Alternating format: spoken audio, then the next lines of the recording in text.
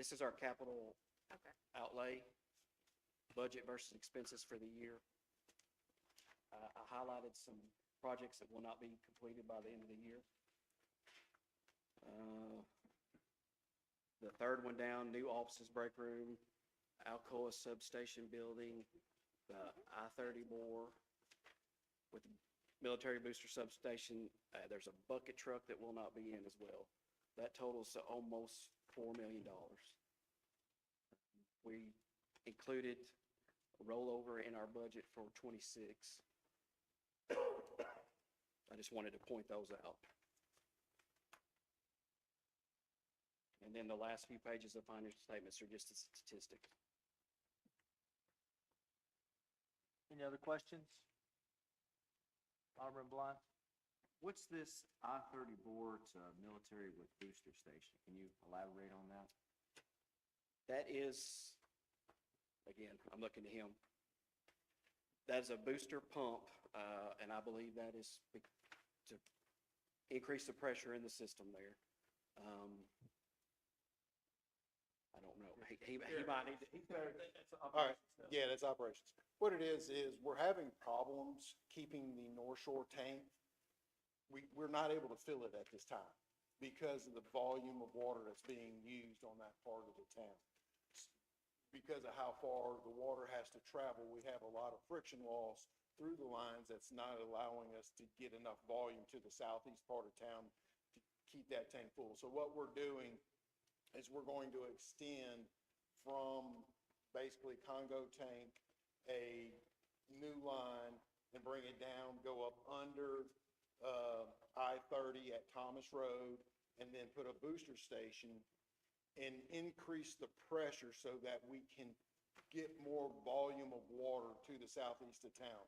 With the new subdivision development on that town, that's even more critical because currently we're having issues getting water to that area. So as those other developments also come on, we need to make sure we can get more volume of water. And the way you do that is by increasing the pressure that will push more water through your system. And by new development, you're talking about the North Shore, southeast part of town? Yep. All that development over Yep. on the North Shore. I think there's 300 and I'm gonna look at John because I know he was the 399, and then there's some other developments that are actually potentially coming up off of Alcoa that could be affecting that even more. But we're having issues right now currently where we're not able to fill that tank because it's such a long run from our water treatment plant, which y'all know where it is, to that side of town, that you have all that piping and you have the friction coefficient of the piping and you lose pressure, residual pressure. So when we get to that side, we're gonna pick that pressure back up and it'll just help again, so where we can fill that tank.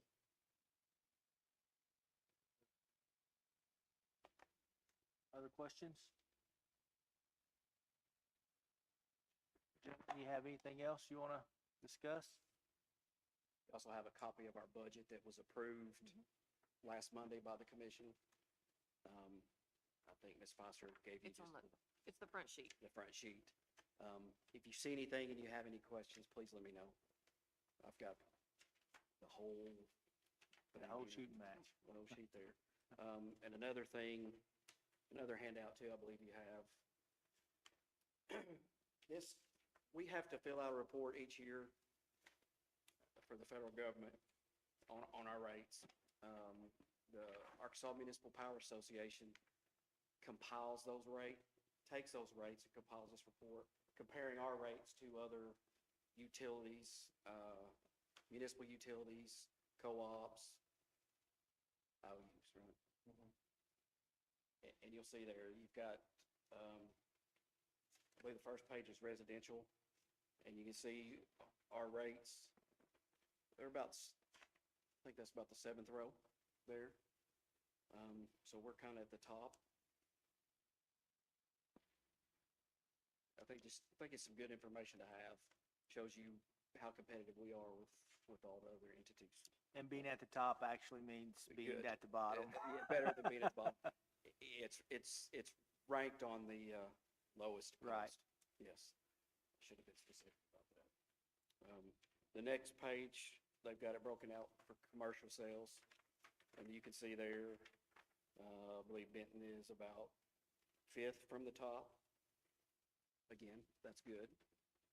And the third page on that is your industrial, which we're middle of the pack there. And that, I believe there was an adjustment to that industrial rate. 25.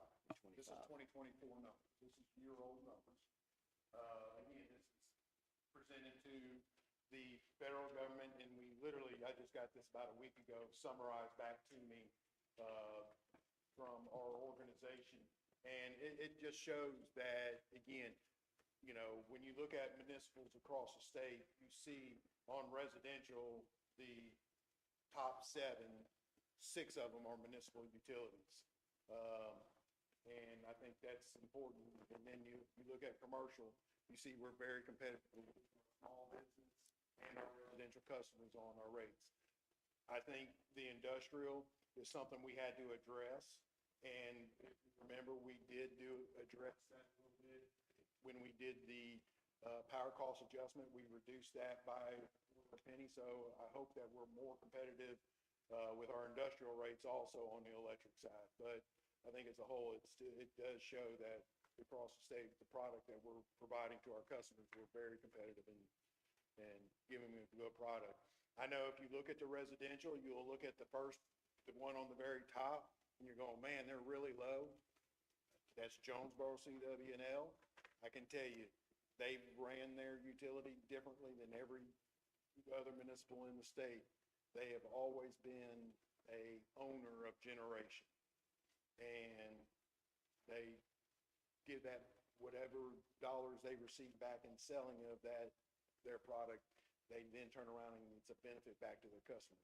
So I can tell you, when you looked at our budget, you saw that our electric, there was a revenue over expenses of roughly on the electric of $5 million.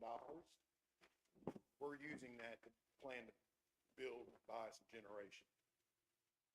We need to be sort of like our water.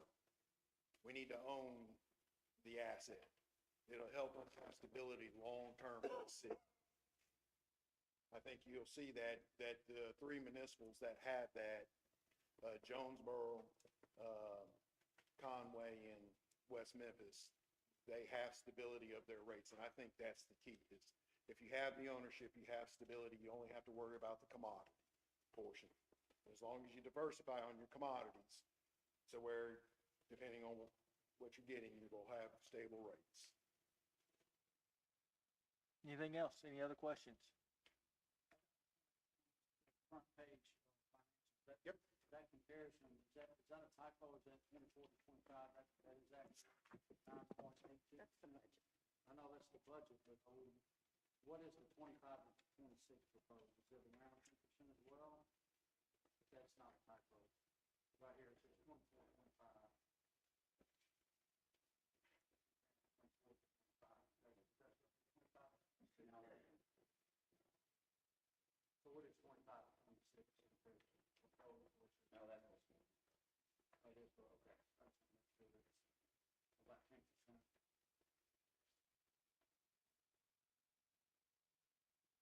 Other questions? Gentlemen, anything else you want to add? All right, thank you. Next thing on our agenda is each year the mayor is the Sling County Jail Agreement renewal. Each year the mayor, Chief Hodges, and Ms. Spicer meet with the Sling County representatives to review the usage data for the city of Benton. As you all know, for lack of a better term, we rent space there. This past year showed an increase in usage, which increased our proposed rate for 2026. The 2025 rate was $234,421.68, and the 2026 rate will be $323,010.96. Again, the rate is based on our usage and revised each year. We'll need to do a resolution on that. But before we do so, Mayor, Ms. Spicer, anything you want to add? We were fortunate to get jail space to put prisoners in. And that's what we're paying for, is to be able to put prisoners in our county jail. Now, the price per day did go up a little bit, but we also used it more last year than we did the year before. They're building they just finished the completion on a jail that has 83 more beds in it. And we hope that, if the state will build their jail, then we'll get rid of some of these state prisoners that pays less than what we pay. And that way we'll have more space to put, the criminals in that the police department deal with every day. Just a question, I'm curious, with the additional 83 beds, and I know that's new construction, but will that will that ultimately in the long run affect the rate by bringing it down with more capacity, or It will, actually, they're gonna have to have another More person staff. or two, more staff, so to be honest with you, they couldn't tell us at this time. We're locked in for next year, so Yeah. we'll make the adjustments as we go, but we gotta have jail space. understood? Questions, concerns, comments? Not, I'll entertain a motion to approve.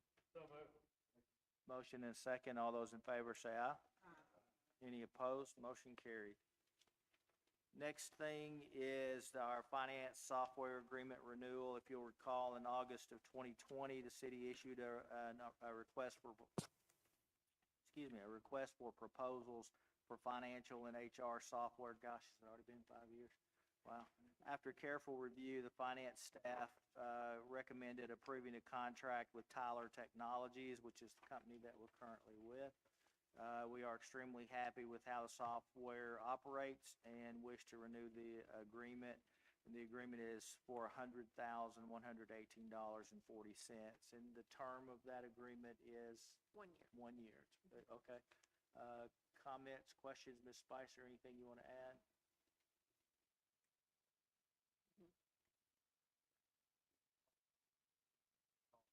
$98,000. Good small increase. Very, very small increase. Again, we're happy this gets us all of the support that we need, all of the help desk stuff. So, this was one of the things that the auditors did ask for us to have a renewed contract instead of just Going continuing month to to put it month. in the budget and paying the invoice, so. Okay. Comments, questions? Motion and on the floor, is there a second? Second. Motion and second. All those in favor say aye. Any opposed? Motion carried. And last but not least is our, last but not least, man, it's Monday, our November 2025 financials. Ms. Spicer. Yes, if you will look at your sheet, you'll see again in your left-hand corner of your book, you'll have your sales tax collections.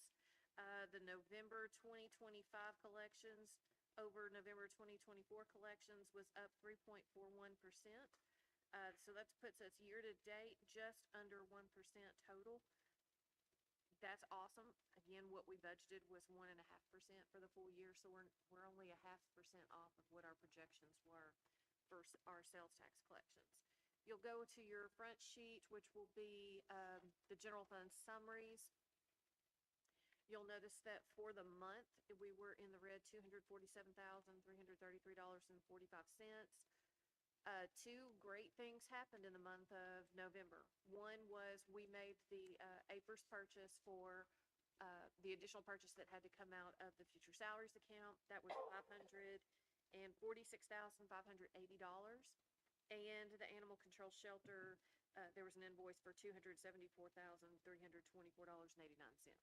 So two great things happened in the month of November that caused that large increase of expenditures over revenues for that month. Again, you do have a shortened revised version of financials this month. Didn't have any questions from anyone last month, so I'm guessing everybody loves the new structure. But again, as always, if you have any questions, just feel free to reach out to me. Comments, questions? Mayor, anything you want to add? We are doing good. We have money in the bank, so we're not bankrupt. We're able to make payroll every month, pay every. Beats the heck out of the alternative. Yes, it does. All right. Thank you, everyone, for attending. I'll call this meeting adjourned.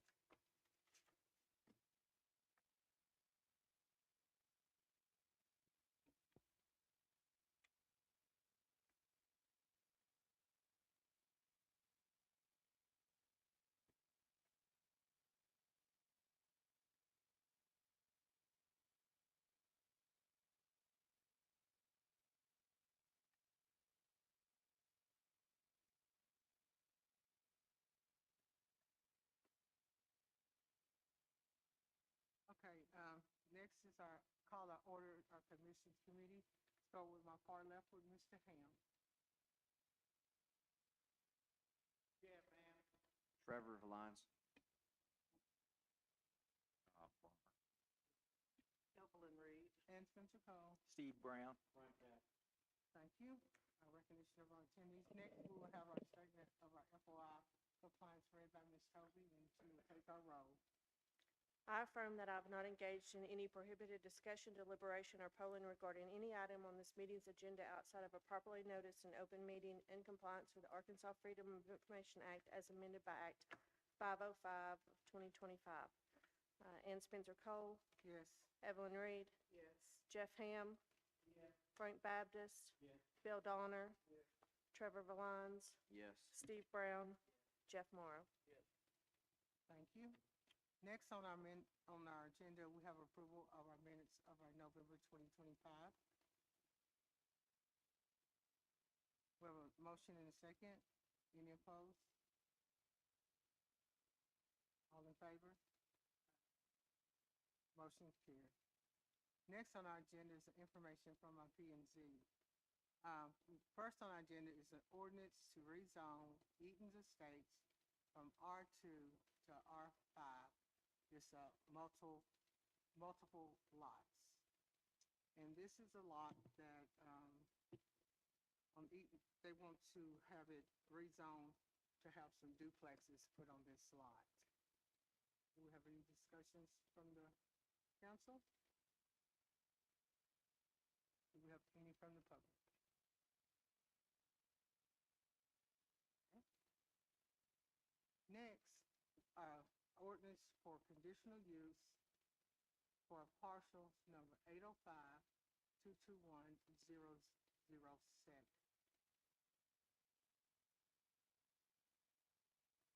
Do we have any discussion from our council?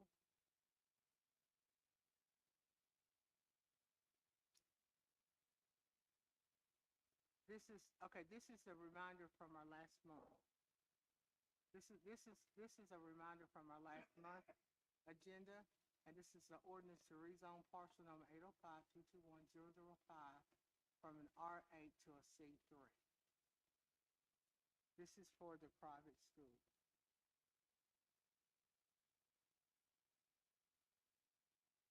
Ms. Cole, Brian Black and Jonathan Hope are here in case any council had a question. Do you have any questions from the council? Do you have any comments from the public? Yes, sir. Come up and state your name, please.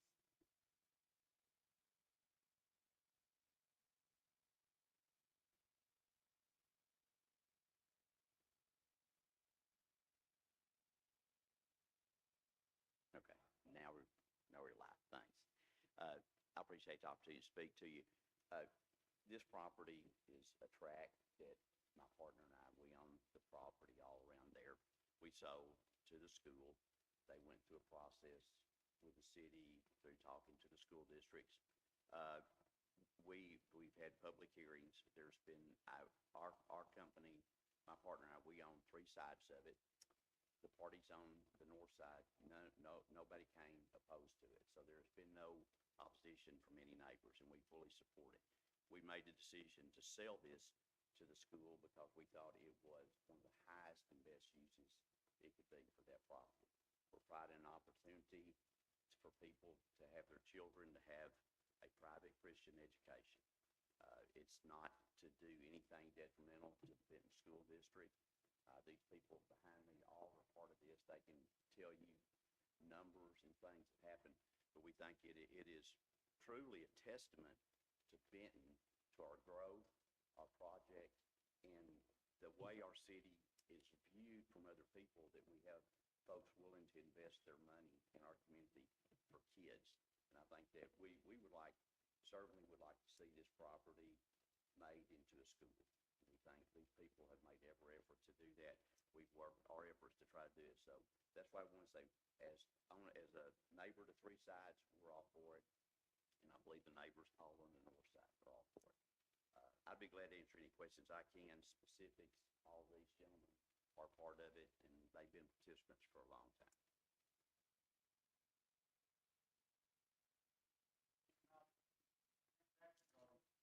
Oh, yeah, the transactions card, absolutely.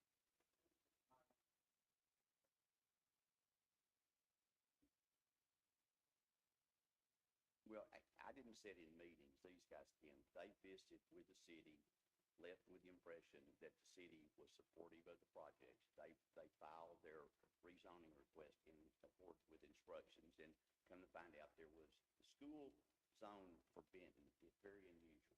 It says you can only go to a school zone if you're on school district property. Kind of an unusual circumstance to me, but it identifies school by definition in your ordinance as public or private. So they went to get a zoning for a school.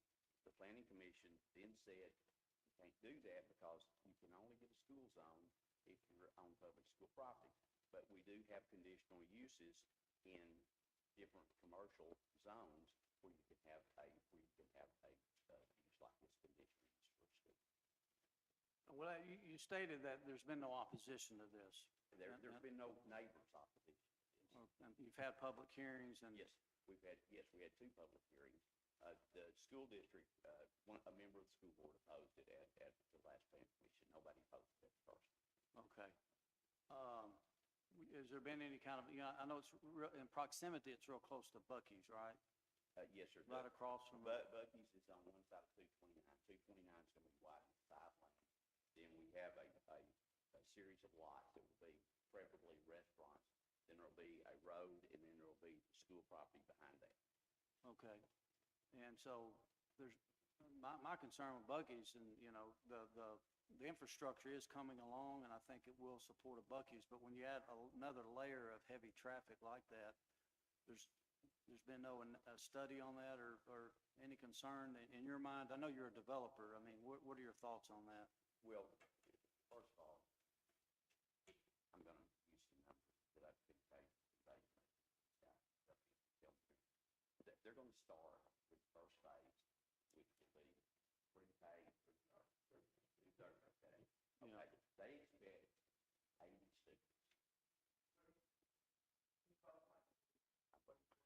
80 students. They expect 80 students. And that's pre-K through what now? Third grade, okay, Yes. phase one. Phase one. If there's a traffic issue, it's not going to be private school. It's going to be Buc-ee's. That's why the highway department and the engineers have designed 5 lanes for 229. Go 5 lanes. There'll be a traffic light at the entrance to Buc-ee's, directly in the center of their store and directly into the property that we own. There will be a traffic light there. Then the road will continue on for another 200 feet, then start narrowing down again. I'm sorry, Tom. I'll get to the right place. It's okay. I walk with my feet and my hands, I talk about. So it will go, and then it will narrow down by the time it gets to Jackman Road. And it'll go back to 2 lanes, just like it is now. Okay, so it sounds like there has been some thought. Oh, yeah, Buc-ee's had to do an extensive study to get all that done. The mayor's familiar with it. He knows they did. And they're fully convinced that they can handle all the traffic they do. I'll give you a short scenario of it. When you exit off, there will be an immediate turn to the right and go straight into Buc-ee's lot. You can go another about 50 or 100 feet, and you'll be on 229, you go down the traffic light and turn into Buc-ee's. With 2 lanes going that way. There'll be a divided center line, and on the other side of the road, there'll be 2 lanes going south. Mm-hmm. And so, yes, they've accounted for significant traffic. Very significant traffic. Okay. And you said that, getting back to the issue of public schools, I'll just tell you, I moved to Benton in 1999 from Little Rock. because of the great public schools. And we've got an A on the report card, and I was on the school board for 10 years. And so I do have some concerns about a private school. And I went to Washita Baptist University. I'm a product of a private education, but a Christian education, which I have no qualms with. But I do have some concerns about pulling a population, a segment of students out of our public schools. And, but the counter argument to that would be, we are a great growing community.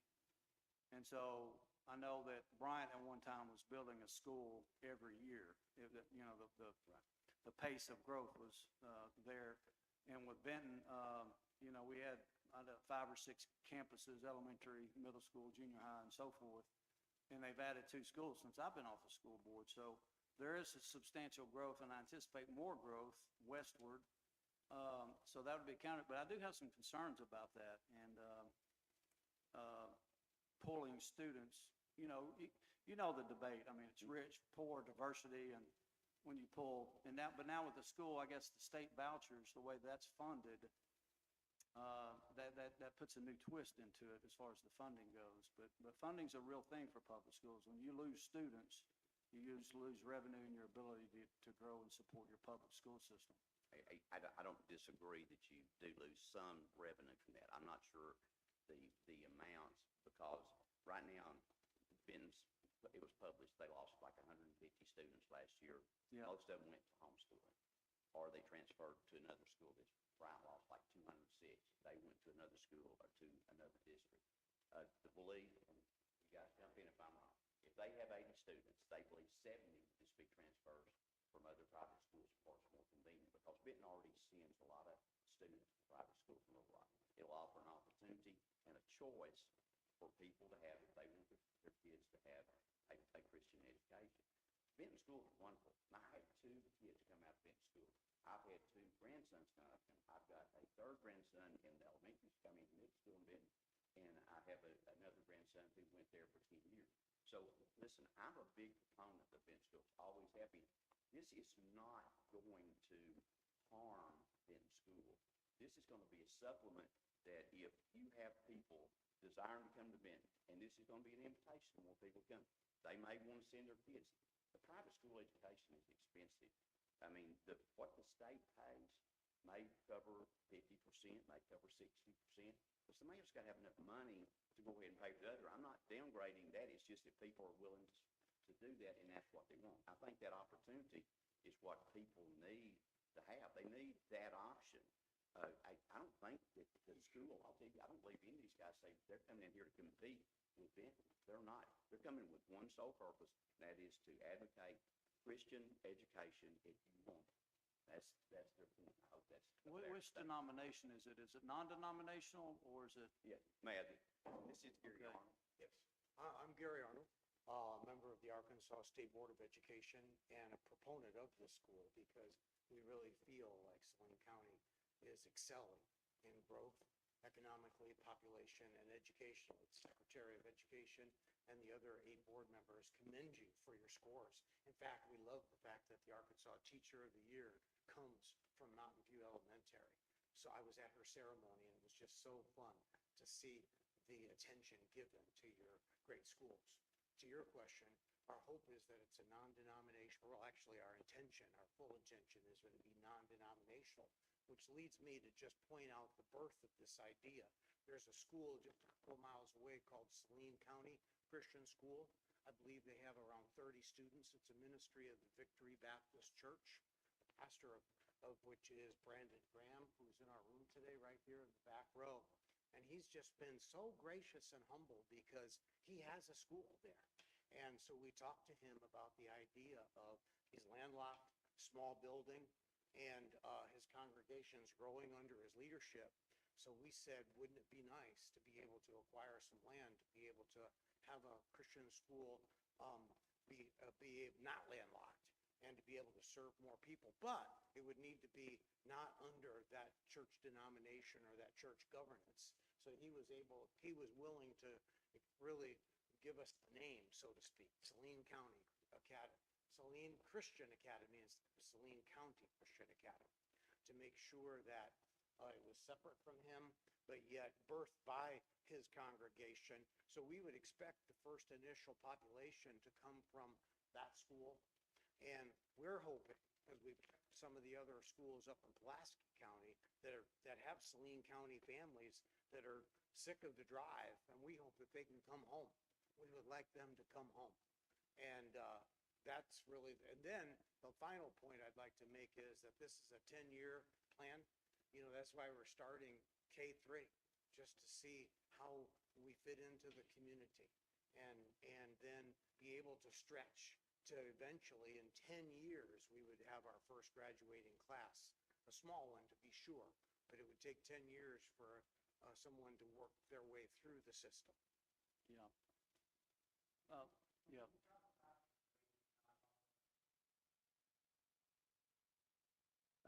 The phases of, you're starting with pre-K through third, is that what I understood? Yes, sir. What's the rest of the phases look like? How do you begin to Yeah. add additional classes? Thank you. There would be plans to go in the next successive, open in 27, and then in 28, a fourth grade, and 29, a fifth grade, and hold to see if we have a contained elementary school, which, mind you, is not far from your prestigious school, Mountain View Elementary, that people have the utmost respect for. And then, if we don't know how the community will respond, the churches, the community, the commuters, and we would be able to then say, all right, we need to make an additional investment to go into the junior high years, and then revisit.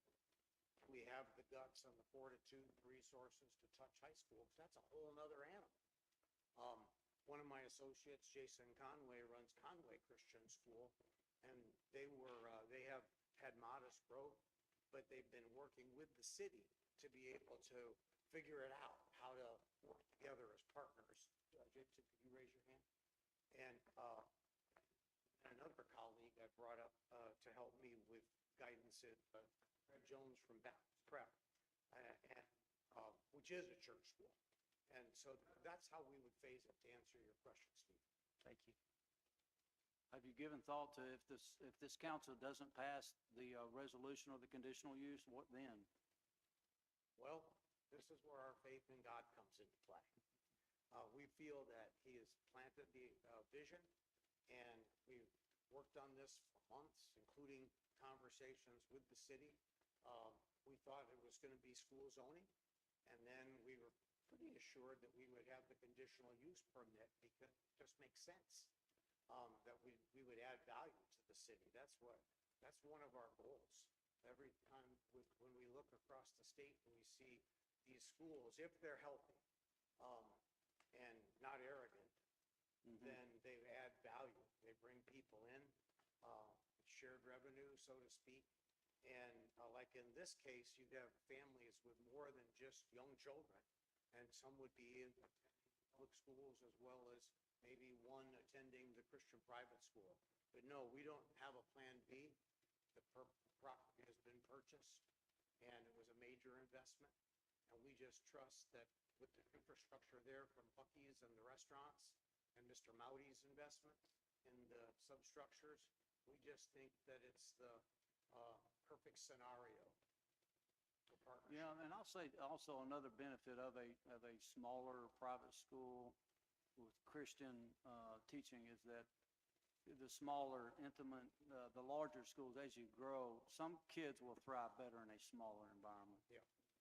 So there's different needs out there for Yeah, and different that's what other circumstances. school districts have shared with us, is that they have different capacities or resources or specializations. Yeah. And serving on the Arkansas State Board of Education has given me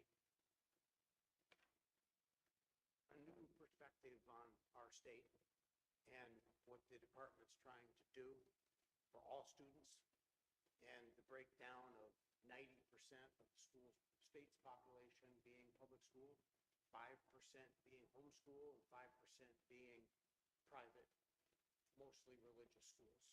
And so we're definitely the minority. We understand what's at stake here, our state's reputation, and Benton is a leader. Not that many schools, I think there are only 23 school districts in the state that receive A's. And this week, next week, next Thursday, we're gonna hear growth plans from 9 different districts that were given Fs. And that's gonna, because they're under pressure to get better. And I commend you again for being an A district. Well, I'm a retired school superintendent, and I happen to have served at Little Rock Christian Academy, and I think that's where the rumor hit social media.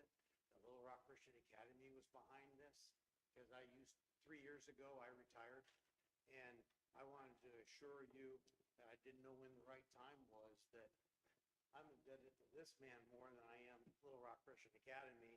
They just called upon me for my expertise with Christian schools.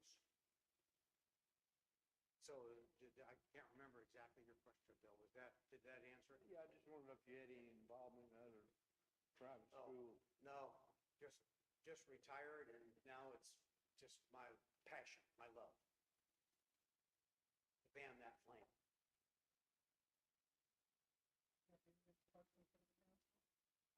I have a question, or really a concern, I'm more than a question. Yes, sir. Involved around the logistic challenges that you have. Mr. Mowdy addressed a little bit of that, but I've seen projects that we've had around the city, for example, Alcoa Road, and what we were told and how it was going to work with all the roundabouts, and I still see a lot of problems happen. Another instance was some apartments that we approved. Yeah. Logistics then still remains a problem. People with ingress and egress. I hope you have thought a lot about that, because we have, the city is looking for a lot of structure to be built in there, from Buc-ee's, as you mentioned, but also an RV park, soccer fields, but all the other schools in there. All that traffic coming through, it just seems like that road is not real wide haul at times. And I'm just hoping that if this goes by, that you really have addressed that issue for those people trying to get in and out. Yes, of sir. the city. So Yeah. that is a big concern for me. Thank you. Well, that corridor is now the talk of the state, and it's amazing what you have been able to accomplish with the acquisition of the city properties and the deal with Buc-ee's. One of the geniuses on this project is Brian Black, and he and Jonathan Hope have worked together. We intend of the 90 acres to only use in the 10-year plan 60 acres. The other 30 would be green, as far as I can recall. And there's a perimeter road. Once you get behind the restaurants and that secondary road, you go behind that, then there's a rectangular perimeter road, which is 72 feet wide, which would allow for 2 to 3 lanes of circular traffic. So it never, ever, God forbid, would back up into that restaurant zone, let alone 229. And I love the way that you structured the traffic pattern to absorb that pressure. But we've tried to reserve not just setbacks, but real green space to allow for, because we've had schools where carpool drop-off and dismissals have been the worst time of day for way too many people. We can't let that happen with a new planned project. It is. Yeah, here and everywhere, right? 3 o'clock. and Definitely 8 traffic o'clock disruptors, for sure. Are the stress zones. Line up right now here, 1 o'clock, 3 o'clock. Well, I love the fact that I felt cost-wise, they might have been overbuilding these internal roads. But both Jonathan and Brian said, no, you have to have that here. So these two guys can answer those questions better than me. Thank you for allowing me to speak, Mayor and Council. Another quick question, real quick. And you guys know how social media can be. There can be a lot of misinformation, but just to be clear, we're only talking about the 93 acres, not the 128 that's below it, right? Yeah, somebody pointed that out. Yeah, I had jumped that conversation.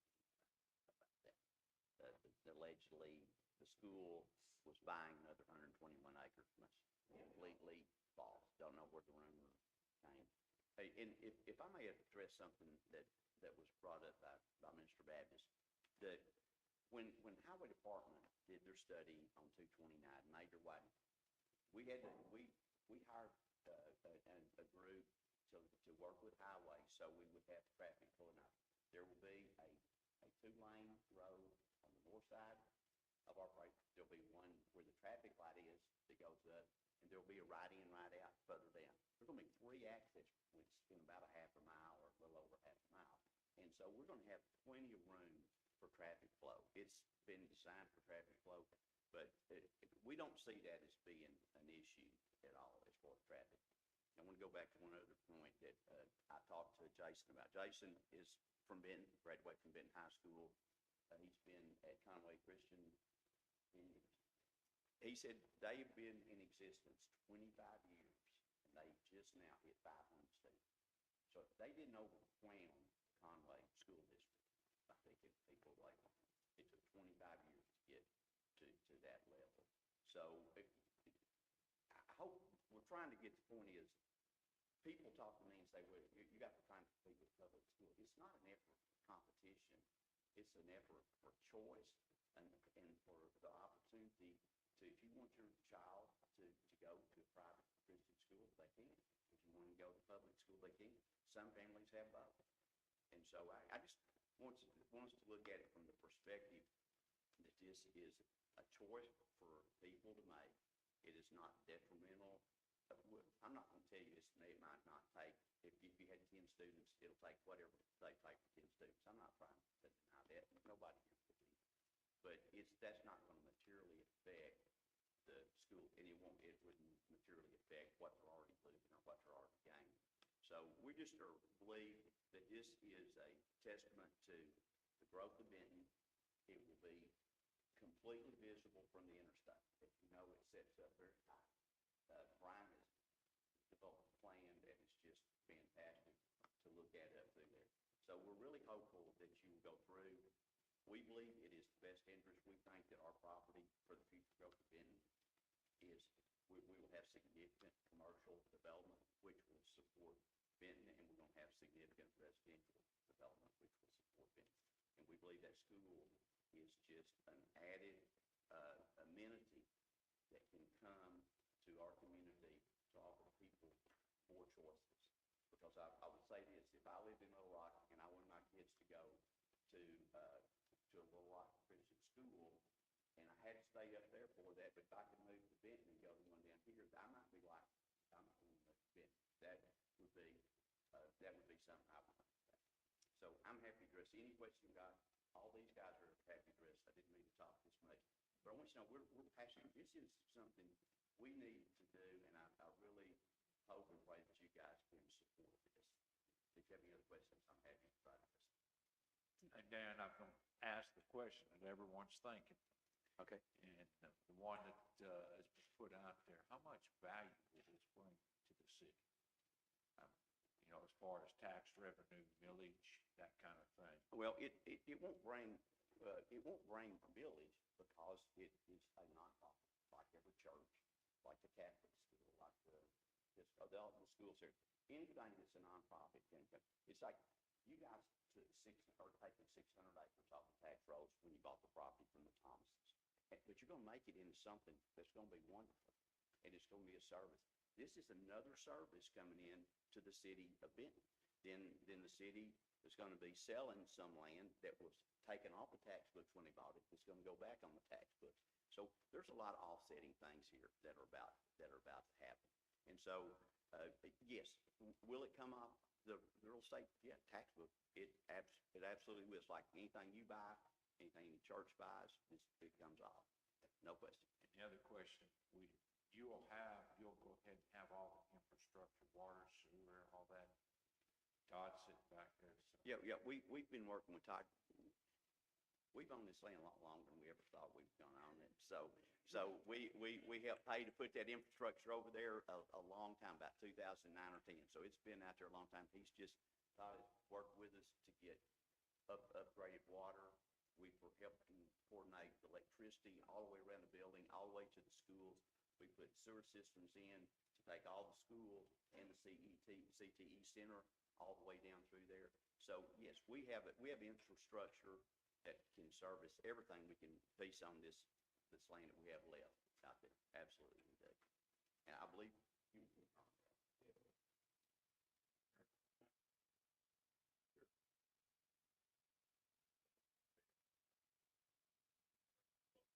Love Panthers, and my whole family lives within 15 miles of here. Economic impact, so yeah, you don't get that, but I did some studies, spent a lot of time doing it. My school, Conway, Arkansas, we have 830 kids now. We got up to the 500 something after 25 years that Dan was talking about. But our economic impact on that city, which I confirmed with the chamber there, is about $22 million a year when it comes to the amount of money that we spend in the city, the people that we employ, all those kinds of things. So there is a real value, and one of the big values comes from people don't leave your city to seek that elsewhere. And people move to your city to seek it. We really feel like this school will not just bring people from Benton. You'll have people from Hot Springs and Arkadelphia and Malvern and on and towards Little Rock. They're going to come here and maybe even move to your city, drive to your city, spend money at Buc-ee's, spend money at other places, and it will be an economic impact. It might not be on the sales tax, but there will be a positive economic impact for them. So it's not like that piece of 80-some acres is going to go null and void and not generate you any income. I can verify that. I talked to Mayor Castleberry. Thank you. Yeah, great guy. Okay. Do we have any questions further from the council, from the public? Anything else? Okay. Next item. Yes, sir. Next on the agenda, we have an ordinance amending requirements for rezones and conditional use permits. That's the next ordinance we have. We have any questions from the council? The next, we have an ordinance amending fees in rezones and conditional use. Any questions? Next, we have advertisement will be published for a P and Z commissioner. And on this will be published in the Courier in the month of December. You have anything to say, Mr. Mayor? Right now, there's been 4 that's contacted that said they're interested, and so we'll go from there. Okay. All right. Next on our agenda, we have information from our commissioner or? No, his term is up, and as tradition, we advertise it to see Who is that? Carl West. Okay, His term ends December 31st. okay. Just curious. Next on our agenda would be information from our PUC. Member Hart? Oh, okay. So he's gonna be, He is not here. oh, okay. I guess since Mr. Hart's not here, I'm gonna do it for you. Yes, sir. We have a commissioner that's term is ending, Mr. Gary Ponder. He served the city for the past 5 years on our PUC. His term is ending, and he's choosing not to want to reallocate himself for another 5 years. We went out for advertisement. We had 1 application, and it was Mr. Kevin Perry.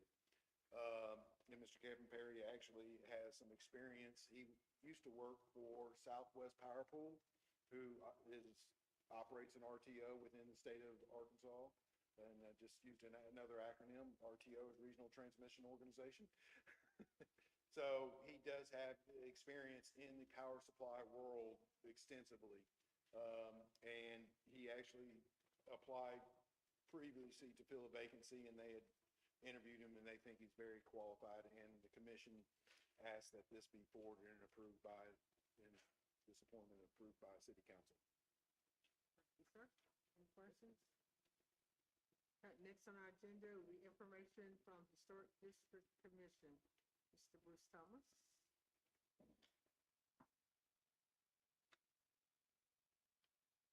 We just had 2 things, a resolution to reappoint Wanda Posey and a resolution to reappoint Shelley Reed as commissioner. Both of their terms expired in October. So we're kind of, and the Commission has been inactive for the last several months, but I think we're pulling it around again to where we're going to be meeting on a more regular basis and getting some things done and being more active. So this is just to help foster that. Well, to go along with that, if you remember, the council approved to apply for a grant to see how we could keep our historic district downtown revitalized. We also, the council approved to send the chairman of the committee to a workshop, for lack of better words, so that he could come back and educate the other people involved on the committee. So to revitalize the committee, you've already approved those things. I think the conference is in February, I believe. Yeah, it's actually this summer, but Mr. Chumley is signing up to go, and it's about a week long. I think it's in Minneapolis, Minnesota. So it's people from all over the country that actually get together and come back with ideas. Okay, thank you, sir. Thank you. Do we have anything else to come before this commission? If not, I'll join this meeting. All right, we'll move to the Animal Services Commission. Where you at, Terry?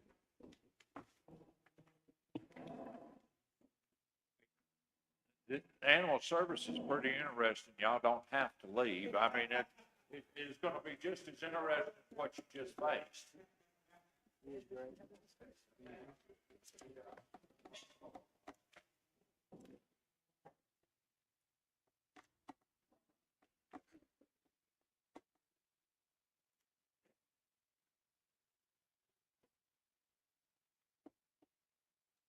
All right, we'll go ahead and call this Animal Services Committee meeting to order. We will start with the statement of FOIA compliance and roll call, stating that I affirm that I have not engaged in any prohibited discussion, deliberation, or polling regarding any item on this meeting's agenda outside of a properly noticed and open meeting in compliance with Arkansas Freedom of Information Act as amended by Act 505 of 2025. Terry, I'll have you call the roll, please. Trevor Lyons, Yes. Jeff Ham, Yes. Frank Baptist, Steve Brown, and Spencer Cole, Evelyn Reed, Bill Donner. I guess that's it. Oh, Jeff Morrow. Forgot about you. And Jeff Ham. Yes.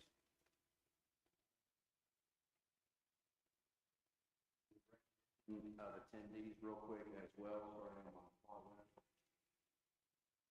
Jeff Ham. Trevor Blind. Terry Parsons. Well,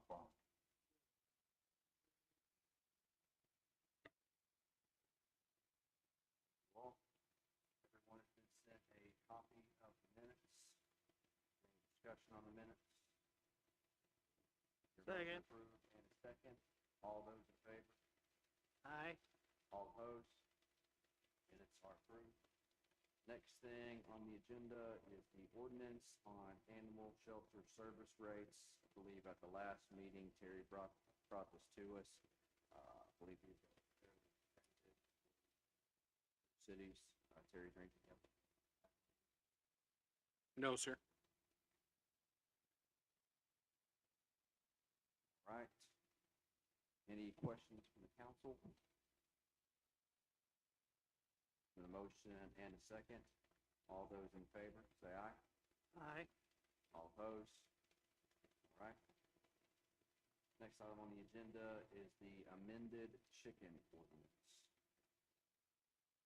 I believe at the last meeting, we had a concern from a resident regarding our current regulations regarding chicken coop. How you guys landed on this? Yes, sir. After reviewing the minutes from a few years ago and how the other parts of the ordinance were, like if you owned a horse or a cow or whatever, the owner was exempted from the footage requirement. So it would only be fair to do the same thing, for the, owner of chickens. So that's what we've added to the ordinance. Any questions from the committee? Alderman Brown? Logic for reducing it from 100 feet, I get completely for removing the owner's residence from the equation, but the logic for reducing it from 100 feet to 50 feet? Let's see, that was, y'all passed that back, I believe 2 or 3 years ago. Actually, you were wanting to reduce it down to 25 feet from the 100, but we compromised and went to 50. Obviously, I didn't remember that, because I was reading the ordinance, and it implied that we were making the reduction now.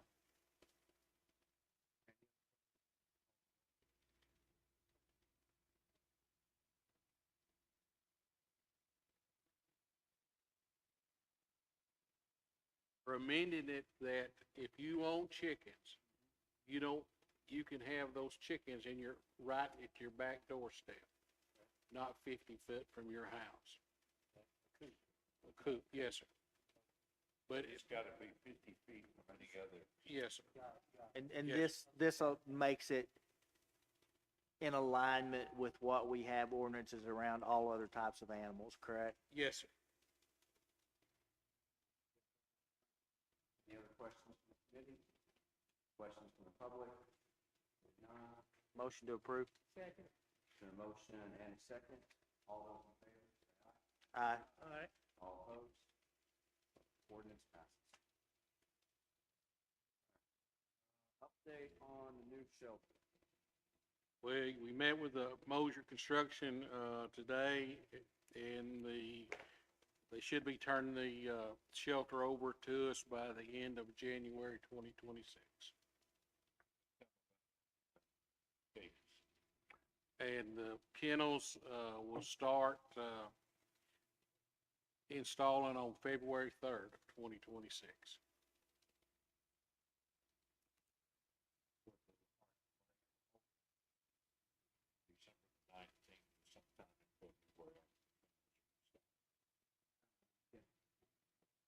Yeah, we do.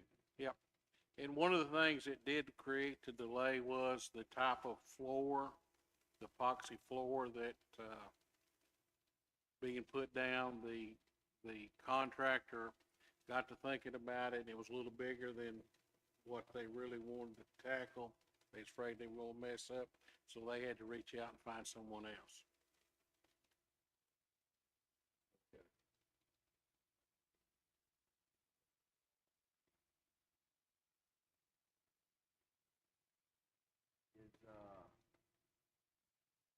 We never did hear anything else.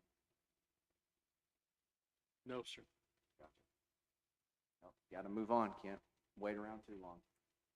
Any other, questions on the new shelter?